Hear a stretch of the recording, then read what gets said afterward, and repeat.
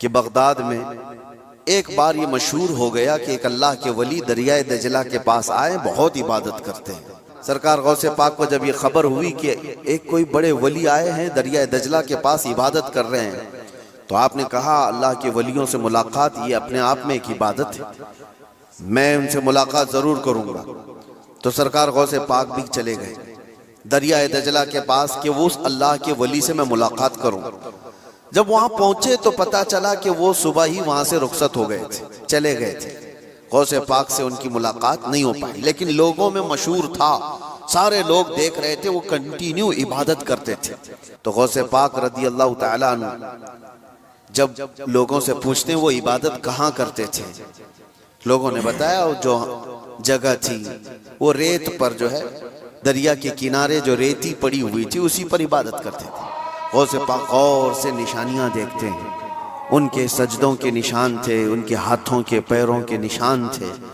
آپ نے غور سے دیکھنے کے بعد پھر کہا تم لوگ جھوٹے شخص کو اللہ کا ولی سمجھ لیے ہو، وہ کہاں سے اللہ کا ولی تھا، تم لوگ کسی کو بھی ولی مان لیتے ہو۔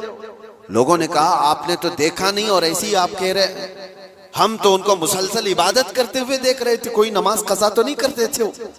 سرکار غوث پاک فرماتے ہیں تم نے دیکھا ضرور ہوگا، لیکن میں ان کے نشانات دیکھ رہا ہوں، سجدے میں جانے کے، ہاتھوں کے نشان یہاں نظر آ رہے ہیں۔ لوگوں نے پوچھا اس سے کیا سمجھ میں آیا آپ کو؟ کہا دیکھو 10 انگلیاں ریت پر ایسی کھلی ہوئی پڑی دکھ رہی ہیں، اور میرا ماننا یہ ہے کہ جب نبی پاک صلی اللہ تعالیٰ علیہ وسلم سجدہ کرتے تھے تو 10 انگلیاں ملی ہوئی ہوتی تھی، اور یہ شخص جس کو تم عبادت کرتا ہوا دیکھ رہے ہو اس کی انگلیاں پوری پھیلی ہوئی ہیں، جو حضور کی سنت پر عمل نہیں کرتا میرے نزدیک وہ ولی ہو نہیں سکتا، وہ ولی نہیں ہو سکتا۔ ایک سنت کو ترک کرنے پر غوث پاک فرماتے ہیں کہ میں اس کو نہیں مانتا ولی۔ اب آپ اندازہ کریں لوگوں نے تو پتہ نہیں کس کو ولی بنا لیا ہے، کیسے کیسے باباؤں کے پیچھے یہ گھوم رہے ہیں، وہ ایسے بابا جن کے نماز کا کوئی ٹھکانہ نہیں، دن بھر قوالی میں بیٹھے رہتے، نماز کے بارے میں پوچھو تو کہیں گے مکہ میں پڑھتے ہیں، مدینے میں پڑھتے ہیں۔ یہ سب شیطان ہے، شیطان اس طرح کے چہرے بنا کر کے امت کو گمراہ کرتا ہے۔ ہمارے علاقے میں ایک مرید صاحب آئے ہوئے تھے کافی سال پہلے، کسی پیر صاحب کے، انہوں نے کہا تھا کہ ہمارے پیر صاحب کی نماز اللہ نے معاف کر دیا ہے۔ میں نے پوچھا تھا کہ کیوں؟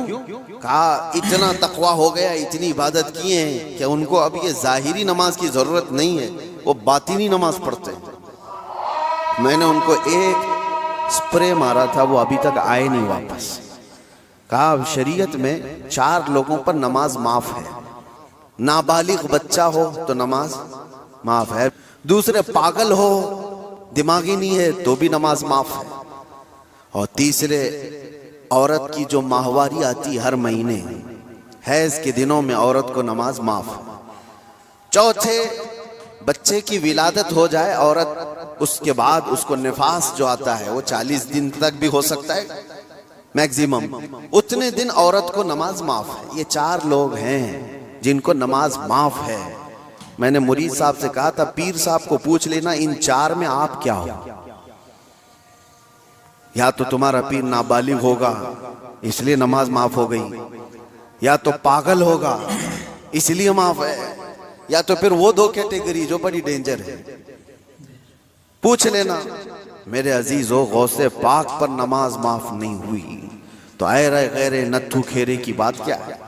سلطان الاولیاء غوث پاک رضی اللہ تعالیٰ عنہ کے ساتھ یہ ہوا تھا، آپ نماز پڑھ رہے تھے، بادل کا ٹکڑا ایک سایہ بن کر کے آپ کے اوپر طاری ہوا اور اس سے آواز آنے لگی، اے عبدالقادر میں نے تجھ پر سارے حرام کو حلال کر دیا ہے، میں نے تجھے نماز معاف کر دی ہے، تو نے اتنی عبادت کر ڈالی۔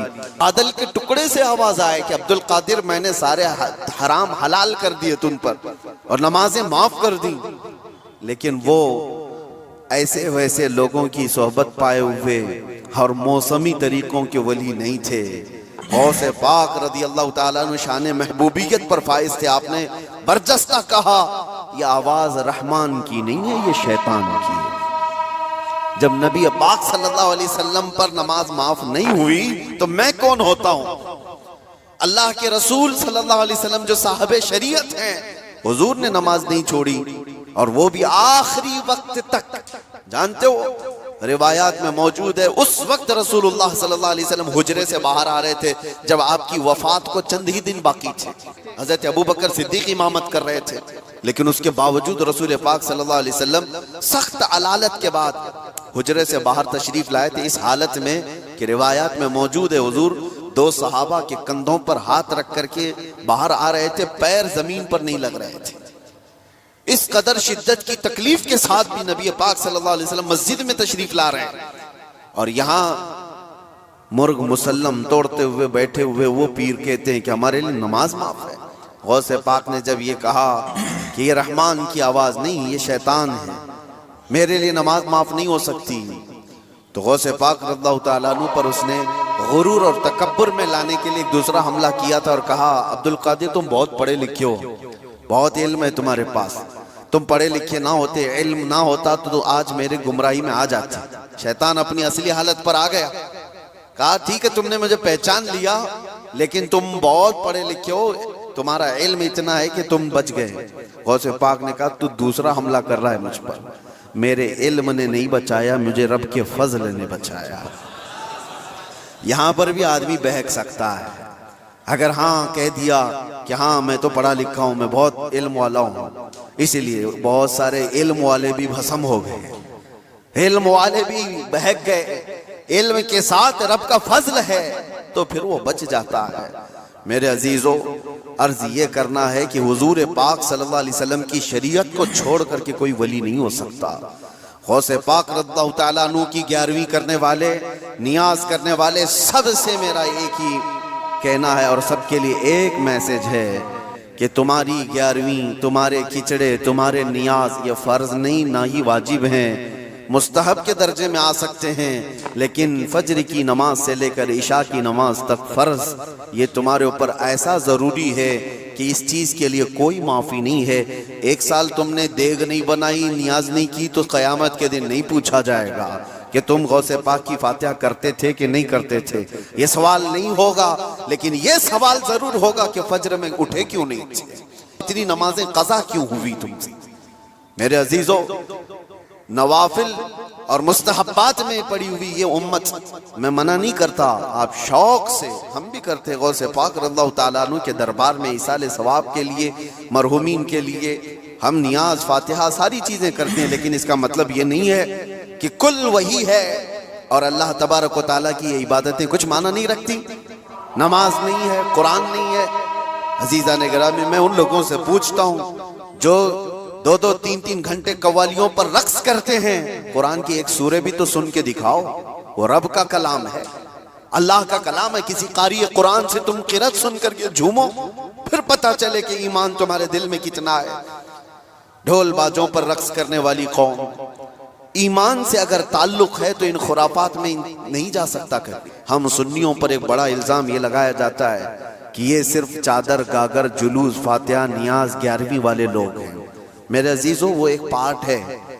ظالموں نے جس طرح کا یہ ہمارے اوپر الزام لگا کر رکھا ہے کہ یہ سجدے کرنے والے لوگ ہیں، قبر کی پوجا کرنے والے لوگ ہیں، اور مزارات اولیاء پر جا کر شرک و بدعت کرنے والے لوگ ہیں، دنیا کو یہ پھیلا کر کے رکھا گیا۔ ہم اس سے برات کا اظہار کرتے ہیں۔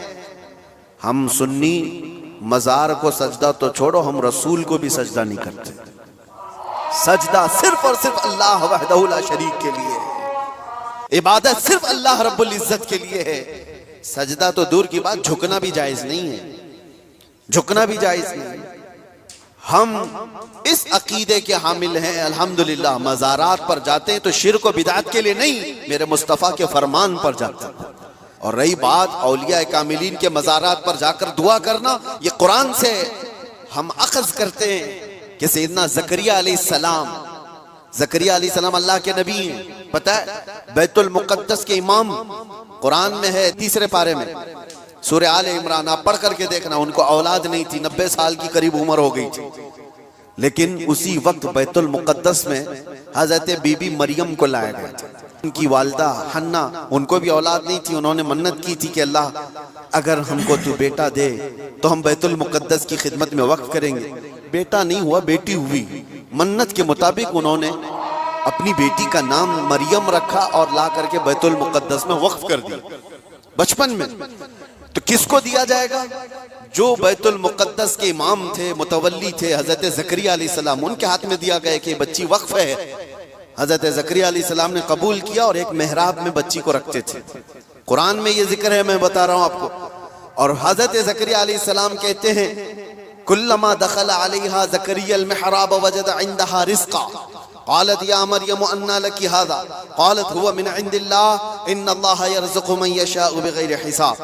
جب حضرت زکریا علیہ السلام محراب مریم میں جاتے تو کہتے ہیں قسم قسم کے پھل وہاں پر رکھے ہوئے پاتے تھے. تو حضرت زکریا پوچھتے مریم یہ سب تیرے پاس کہاں سے آتا ہے؟ حضرت مریم کہتی ہے سب اللہ کی طرف سے ہے، اللہ جسے چاہے بے حساب رزق دیتا ہے. مریم کون ہے؟ نبی نہیں ہے. حضرت مریم ہاں اللہ کی ولیاں ہیں، پاکیزہ مقدس ہستی، لیکن ان کو اللہ تبارک و تعالیٰ نے وہ کرامات سے نوازا تھا. وہ بچپن میں پھل وغیرہ ان کو رزق کے طور پر پہنچ رہا تھا. اس کے بعد کی جو آیت ہے اب سنو. تعالیٰ فرماتا ہے ہنالک دعا زکریا ربہ قال رب ہب لی من لدنک ذریۃ طیبۃ انک سمیع الدعاء. زکریا علیہ السلام کو بھی اولاد نہیں تھی تو اسی مریم کے محراب میں کھڑے ہو گئے جہاں بی بی مریم تھی. کہا اے اللہ مجھے بھی ایک بیٹا عطا کر دے. ہنالک دعا زکریا ربہ، یہ قرآن کی آیت ہے. زکریا علیہ السلام نے اپنے رب سے دعا کی اللہ مجھے بھی ایک بیٹا دے دے، تیری جانب سے نیک و صالح بیٹا عطا کر دے. اب یہ دعا تو ہو گئی اور قرآن میں اس کے فوراً بعد آیت ہے فنادته الملائکۃ وهو قائم یصلی فی المحراب ان اللہ یبشرک بیحییٰ. اسی وقت اللہ کے فرشتوں نے بشارت دے دی زکریا علیہ السلام کو تمہاری دعا قبول ہو گئی اور یحییٰ علیہ السلام کی شکل میں تمہیں بیٹا ملنے والا ہے. اتنی تیز دعا.